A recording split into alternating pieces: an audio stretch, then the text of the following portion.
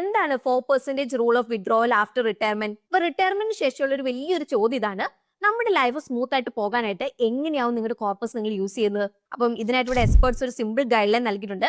അതാണ് 4% rule. Rule simple ആണ്. നിങ്ങൾക്ക് സ്ഥിരമായിട്ട് ഒരു വരുമാനം ലഭിക്കണം. അതിൽ നിങ്ങളുടെ കോർപ്പസ് 30 വർഷത്തേക്ക് ഇവിടെ ലാസ്റ്റ് ചെയ്യണം. അപ്പൊ ഇതിനായിട്ട് നിങ്ങളുടെ പോർട്ട്ഫോളിയോ ഇവിടെ ബാലൻസ്ഡ് ആയിരിക്കണം. ഏകദേശം ഒരു 50 മുതൽ 60% ഇക്വിറ്റി, അതുപോലെ 40 മുതൽ 50% ഡെറ്റ് ഫണ്ട്സിലേക്ക്. അപ്പോൾ 4% റൂളിന്റെ ലോജിക്ക് വളരെ സിമ്പിൾ ആണ്. സപ്പോസ് നിങ്ങൾക്ക് ഇപ്പോൾ ഒരു 2 കോടിയുടെ റിട്ടയർമെന്റ് കോർപ്പസ് ഉണ്ട്. അങ്ങനെയെങ്കിൽ ഇവിടെ നിങ്ങൾക്ക് ആദ്യത്തെ വർഷം 4% വിഡ്രോ ചെയ്യാം. അതായത് 8 ലക്ഷം രൂപ നിങ്ങൾക്ക് ഇവിടെ വിഡ്രോ ചെയ്യാവുന്നതാണ്. ഇനിയിപ്പം അടുത്ത വർഷം ഇൻഫ്ലേഷൻ ഒരു 6% ആണെങ്കിൽ വിഡ്രോവൽ എമൗണ്ട് നിങ്ങൾക്ക് ഇവിടെ ഒരു 6% നിങ്ങൾക്ക് ഇവിടെ കൂട്ടാം. അങ്ങനെയെങ്കിൽ 8,48,000 രൂപയാകും. അപ്പൊ എല്ലാ വർഷവും ഇൻഫ്ലേഷൻ അനുസരിച്ച് വിഡ്രോവൽ എമൗണ്ട് ഇവിടെ കൂടും. പക്ഷേ അങ്ങനെ ആകുമ്പോൾ നമ്മുടെ കോർപ്പസ് തീരില്ലേ? അപ്പം ഇതിനുള്ള ഉത്തരം ഇതാണ്.